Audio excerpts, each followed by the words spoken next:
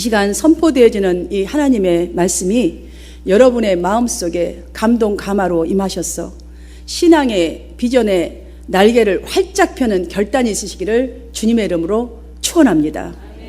우리는 사실 하나님의 거저 주신 은혜로 아무 공로 없이 구원받은 그리스도인이라니 사실 다 알고 살아갑니다. 나는 아무 공로 없이 구원받았다, 이렇게 다 알고 신앙생활도 합니다. 그런데 희한하게 좋을 때도 있지만 내 인생은 성공과 거리가 멀게만 느껴지는 가운데 살아갈 때도 있습니다. 오늘 본문을 보면 이스라엘 백성들도 딱 우리 심정과 같은, 힘들 때, 어려울 때 정말 소망은 전혀 없는 것 같은 그런 심정으로 살았었습니다. 물론 그들이 항상 그런 것은 아니었습니다. 다윗 왕 때에는 하나님을 잘 섬기면서 영과 육의 은혜 속에서 아주 풍족하게 살았지요. 그들이 풍족하다 못해 이제 풍요하니까 점차적으로 점점 하나님을 멀리하기 시작하지요. 멀리하기 하다 보니까 우상을, 각자가 원하는 우상들을 섬깁니다. 내가 좋아하는 대로. 그렇게 살아가는 어느 날 예루살렘 땅에 바벨론이 쳐들어와서 300만 명이 넘는 백성들이 포로로 끌려가고 겨우 남은 자는 4만 정도밖에 되지 않았습니다. 여러분, 300만 명이 넘는 사람들이 포로로 끌려갔다 하면 그들이 끌고 갈 때에 건강한 자, 일할 만한 자, 젊은 사람 다 이렇게 끌고 가지 않았겠어요? 그러니 그 남은 그들의 가정들은 어떠했다고 보십니까? 또한 그 땅은 어떠했다고 보십니까? 짐작컨대 소망은커녕 죽지 못해 하루하루를 살아가는 그런 현실이었을 것입니다. 그런데 5절을 보면 알 수가 있습니다. 그렇게 된 이유를. 이는 너를 지으신 이가 내 하나님이시라, 내 남편이시라. 그의 이름은 만군의 여호와시며 내 구속자는 이스라엘의 거룩한 이시라. 그는 온 땅의 하나님이시라 라고 말합니다. 하나님을 내 남편으로 표현하고 있습니다. 왜 이렇게 표현했을까요? 이스라엘 백성들이 애굽 노예 상태에 있을 때에 하나님이 그들을 구원하셨어요. 그들과 언약을 맺으시죠. 너는 나의 백성이 되고 너는 너의 백성이 되고 내가 너에게 가나안 땅을 주겠노라고 약속을 하시죠. 마치 처녀가 결혼을 하면 그때부터 새댁이 되잖아요. 이것처럼 하나님은 처녀 이스라엘의 남편이 되어 주셨습니다. 하나님 남편이 된 이 신부를 아끼듯이 그들을 아끼셨고 사랑하셨고 보호해 주셨어요. 그런 그들이었는데 지금은 쫓겨난 불쌍하게 된 과부 인생처럼 바벨론에서 300만 명이 넘은 사람들이 지금 포로 생활을 하고 있고 남은 사람들은 소망 없이 그냥 죽지 못해 살아가고 있는 중입니다. 그 이유는 바로 이렇습니다. 신부로서의 자신의 본분을 잃어버리고 남편 하나님을 뒤로하고 우상숭배, 자기 맘대로 좋은 사람들을 섬기는 거예요. 이 우상 저 우상, 자신의 뜻대로 살았던 결과인 것입니다. 여러분, 버림받은 심정 아시지요? 꼭 남에게 버림을 다 안 받았다 할지라도 어린아이들은 어린아이들대로 친구지간에도 가깝게 지내다가 좀 쌀쌀맞아지면 버림받은 느낌이 오지요. 직장에서도 가정에서도 사람들의 관계 속에서도 이 버림받는다는 것은요, 참으로 힘들고 슬퍼지고 온 삶에 의미가 없을 만큼 그냥 허탈해져 버리는 거예요. 그냥 소망도 없는 것 같은 그런 마음이 들지요.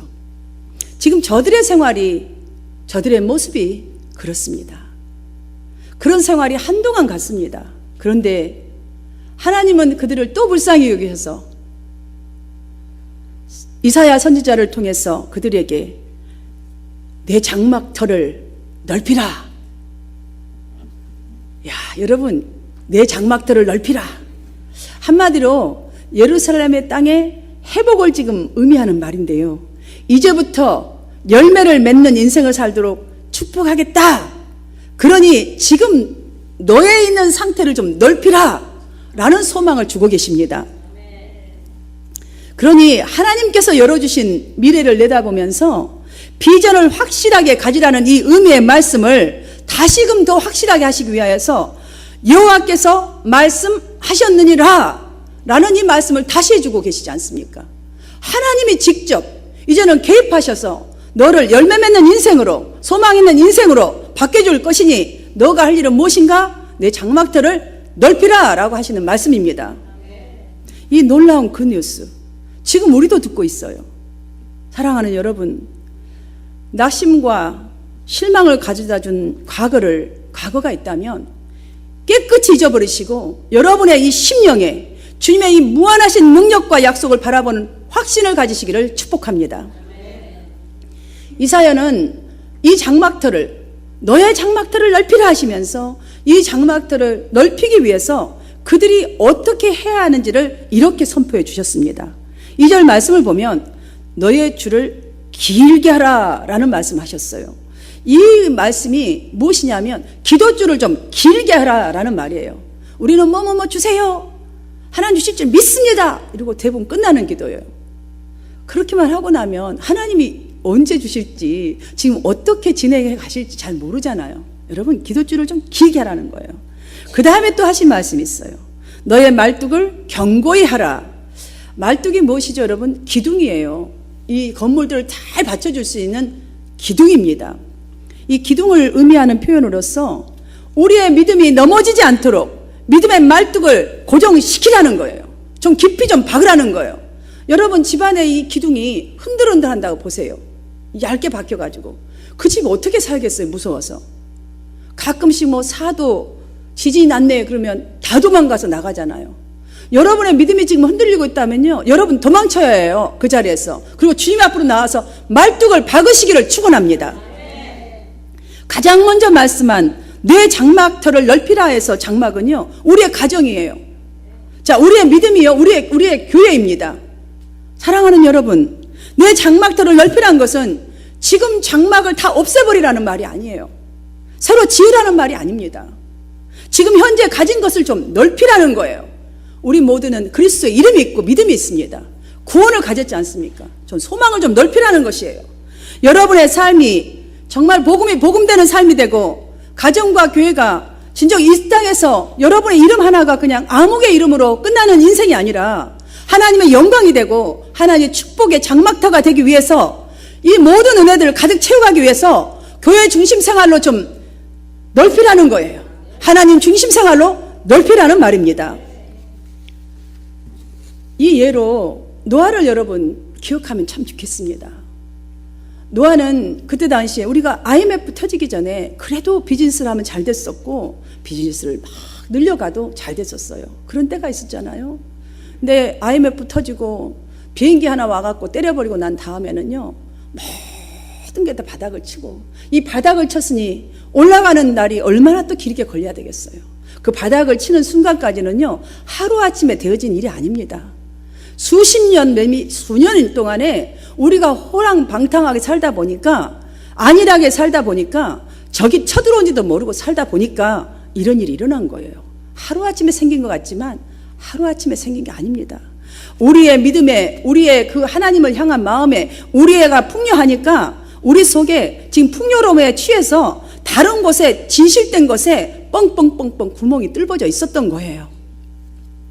그런데 노아는 모두가 시집가고 장가가고 즐겁다고 아웃을 치면서 자기가 원하는 대로 우상숭배하는 살아가는 그 시대에도 하나님의 약속을 신뢰했습니다. 그것도 120년 동안이나. 하나님의 약속은 반드시 이루어질 것이라는 그 기다리면서 믿고 방주를 만들었지 않습니까? 지금 우리에게 주신 내 장막터를 넓히란 말씀은 하나님의 엄청난 축복으로 받아들여야 합니다. 받아들이시기를 축원합니다. 이를 위해서 우리가 무엇을 갖추어야 하는지, 지금 이 장막터를 넓히라는 말씀이 무엇을 뜻하는 것인지 우리가 이 시간 살펴보면서 각자의 일상생활과 교회 생활에 적용하게 되기를 원합니다. 장막터를 넓히라 라는 이것은 첫 번째로 가진 신앙으로 교회를 부흥시키라 라는 말입니다. 여러분의 가정을 부흥시키라 라는 말입니다. 여러분들, 교회가 무엇입니까? 세상에서 하나님의 나라를 선포하고 확장시키는 기관입니다. 그렇다면 그리스도인의 가정은 무엇입니까? 십자가의 능력과 하나님의 그 사랑을 증거함으로써 복음을 확장시키는 기관이 바로 가정입니다. 여러분의 사업체는 세상에서 하나님의 기업임을 선포하는 기관입니다. 그러하기에 이러한 일을 위해서, 이러한 일을 성취하기 위해서 2절에서는 내 처소의 휘장을 아끼지 말고 넓게 펴고 길게 하라 라고 합니다. 이 장막은 여러분 다 아시잖아요. 이동하기 편리한 텐트와 같은 것이에요. 집을 말하는 것이지 않겠습니까? 우리의 인생을 보니까 그런 것 같아요. 이 장막이라고 표현한 이유가 있는 것 같아요. 자꾸 우리는 넓혀져 가기 위해서 또 옮겨가고 새로운 계획을 세우고 좋은 집을 짓는 것과 같은 것이 우리의 인생 같습니다. 그러므로 주님은 내 처소의 휘장을 아끼지 말고 넓히며 길게 하라는 것은 그만큼 번성할 것을 기대하라는 것이에요. 기대하면서 좀 넓혀 가보라는 거예요. 여러분, 여기서 말하는 휘장과 말뚝의 관계는요, 마치 우리 신앙의 기초가 든든한 것과, 이 든든하면 결국은 결과가 어떻다는 것을 말씀해 주는 것과 일치하다고 할 수 있습니다. 그러므로 사실 우리 눈에는 믿음이 잘 보이지가 않습니다. 우리 육신의 모습보다도 그러하기에 숨겨져 있는 성령의 사람인가? 라는 것이 더욱더 중요하다는 거예요. 그래서 좀 넓히라는 거예요. 그리고 디테일하게 말합니다. 휘장을 좀 아끼지 말고, 지금 너가 가진 휘장이 누구십니까? 예수 그리스도가 찢어준 거 아십니까? 그 이름을 좀 아끼지 말고 좀 사용하여서 중심적으로 하나님 중심으로 좀 살아라는 거예요. 믿음은 눈에 보이지 않기 때문에 신앙이 건강한 사람에게는 나타나게 되어 있습니다. 그 신앙이 건강한 사람에게는 그가 하는 일마다의 은혜의 열매가 나타나게 되어 있습니다. 성령의 열매가 나타나는 것이 바로 하늘의 비밀입니다. 이것이 믿음의 비밀입니다. 이러한 역사를 이루기 위해서 지금 우리가 가진 신앙으로 범사에 감사하는 일을 넓히라는 거예요. 부흥시키라는 거예요. 긍정적인 마음을 좀 넓히라는 거예요. 전도하는 일을 좀 넓히라는 거예요. 용서하는 생활, 헌신의 생활을 좀 부흥시키라는 것입니다. 그리하면 결과는 이렇다는 것을 말씀해 주고 있습니다. 7절과 8절 말씀을 받들어서 함께 읽도록 하겠습니다. 시작. 내가 잠시 너를 버렸으나 큰 긍휼로 너를 모을 것이요 내가 넘치는 진노로 내 얼굴을 내게서 잠시 가렸으나 영원한 자비로 너를 긍휼히 여기리라. 내 구속자 여호와께서 말씀하셨느니라. 아멘입니까? 네. 여러분에게 있는 휘장, 예수 그리스도의 그 이름을 아끼지 말고 넓고 길게 펴시기를 축원합니다. 믿음의 말뚝을 굳건하게 한 그 믿음을 가지고 여러분의 활동 영역을 교회 중심, 하나님 중심 생활로 견고히 세우시기를 축원합니다. 그리하면 하나님께서 말씀하시지 않습니까? 영원한 자비로 너를 긍휼히 여기리라. 분명히 하나님이 계획하신 여러분을 향한 그 계획의 긍휼의 축복이 열릴 줄 믿습니다. 두 번째로 장막터를 넓히라 라는 것은 하나님께서 역사하신다는 말입니다. 저는 우리 한마음 성도님들이 사도 바울과 같이 한 번 딱 믿으면 의심치 않는 믿음이 되기를 축원해 드립니다. 바울 사도는 정말 멋쟁인 것 같아요. 아무리 봐도 너무 멋있는 것 같아요. 정말 너무너무 배우고 싶어요. 보세요. 나는 심었고 아볼로는 물을 주었을 때 오직 하나님은 자라게 하셨나니 그런즉 심는 이나 물 주는 이는 아무것도 아니로되 오직 자라게 하시는 이는 하나님이시니라. 와, 너무 멋있잖아요. 참 열심히 일하면서도 여러분 보세요. 그래요. 우리가 교회 안에서 하는 사역도 세상 밖에서 나아가서 하는 사역의 결실은요, 우리 손에 달린 것이 아니에요. 얼마나 우리에게 큰 위로를 주신지 알 수 없어요. 부담감을 다 그냥 싹 한 방에 없어주는 것 같아요. 형제의 손에 달린 것도 아니라고 말씀해 주잖아요. 그 결실, 그 결과는 내가 진실로 하면 하나님의 손에 다 달린 것이니 열심히만 하면 돼 라고 힘을 주고 있잖아요. 본문 1절에서도 말하잖아요. 잉태하지 못하며 출산하지 못한 너는 노래할지어다 라고. 상고를 겪지 못한 너는 외쳐 노래할지어다. 이는 홀로 된 여인의 자식이 남편 있는 자의 자식보다 많을 것이라 라고 이렇게 하셨습니다. 그 전에 뭐라고 말했습니까? 내 장막터를 넓히라 하면서 해주신 말씀입니다. 우리가 할 일은 그저 펼쳐있는 환경과 우리의 기분을 살피지 말고 때를 얻든지 못 얻든지 결과를 하나님께서 하실 것을 믿고 기도하면서 열심히 사역하는 것 뿐입니다. 아멘입니까? 그리하면 성령님께서 인도하시고 성령의 권능으로 하나님의 말씀이 역사함을 여러분에게 보여줄 것입니다. 세 번째로 장막을 넓히라 라는 것은 소망을 크게 가지라는 말입니다. 구약성경 시편 81편 이 10절에 보면은 하나님께서는 이렇게 말해주잖아요. 나는 너를 애굽 땅에서 인도하여 낸 여호와 내 하나님이니 내 입을 크게 열라 내가 채우리라 라고 하셨습니다. 그렇다면 신약성경에는 이런 말씀 없을까요? 아닙니다. 고린도후서 6장 13절에서는 너희도 마음을 넓히라 라고 하십니다. 구약시대에도 신약시대에도 왜 이런 말씀을 선포하게 하셨을까요? 인생에서 실패한 것들 때문에 내 자신이 마음의 훈련을 받아서 넓혀지게 하기 위해서요. 넓혀지게 하는 거예요. 여러분, 실패는요 오히려 성공의 스승이라고 하잖아요. 내가 실패를 정말 이 모양 저 모양으로 많이 해볼수록 실패를 돌아보는 자가 됩니다. 그래서 다른 사람들을 더 많이 이해하는 마음이 커져갑니다. 용서하고 포용하는 마음이 넓어지게 되지요. 그렇지 않고 요즘 보잖아요. 갑질을 하게 돼 있어요. 내가 잘난 줄 알고 실패를 해보아야, 실수를 해보아야, 여러분들 또한 뼈저린 아픔을 경험해 보아야 그 실패 때문에 갑질을 안 하는 거예요. 가졌던 은도 내 것이 아니요, 그것이 자랑거리가 아님을 알고 돌 같은 마음이 부드러워지는 것입니다. 하나님은 바로 그래서 이런 말씀을 해주신 것이에요. 이러한 변화가 올 때야만이, 그때서야 비로소 자랑할 것은 오직 만군의 여호와임을 내 스스로 인정하게 되어 있습니다.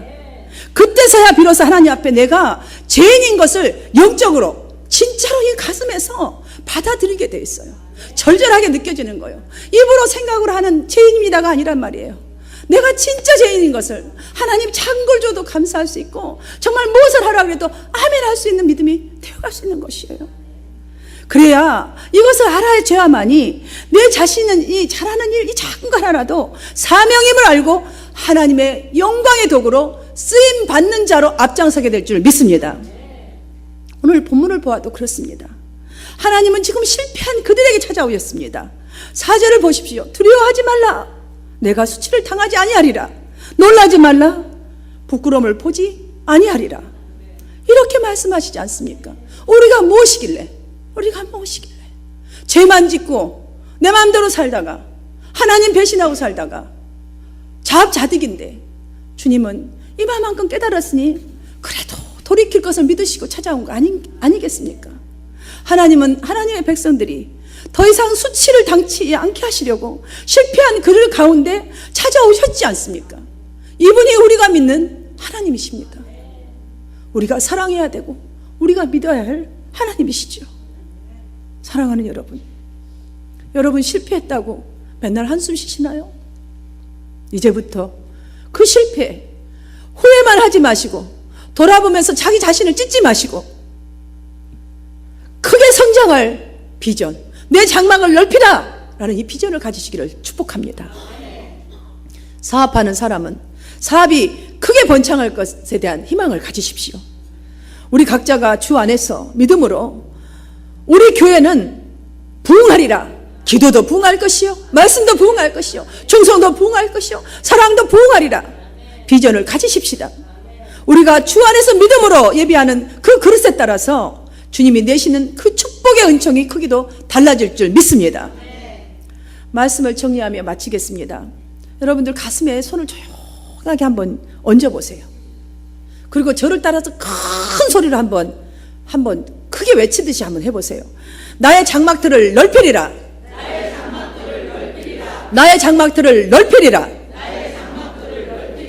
여러분, 지금 이 말씀은요, 여러분 스스로가 하는 것 같죠? 아니에요. 하나님께서 여러분에게 선포하게 하시지 않았습니까? 장막들을 넓히라고. 이것이 무슨 말씀인지 아세요? 하나님이 절대적으로 역사하시겠다는 말씀인 것을 믿으시기를 바랍니다. 이 하나님의 축복을 위해서, 부여잡은 소망을 이루어주기를 위해서 이제부터 아끼지 마시고 신앙의 말뚝, 하나님을 믿는 믿음의 말뚝을 튼튼하게 세우시기를 축원합니다. 물론 우리는 지금까지 많은 어려움 고비를 넘겨오는 훌륭한 사람입니다. 여러분, 그 고비마다 잘 넘겨왔지만 우리만 넘겨왔겠습니까? 우리만 당한 일이었겠습니까? 성경을 보세요. 뭐 다 말하려면 한도 끝도 없어요.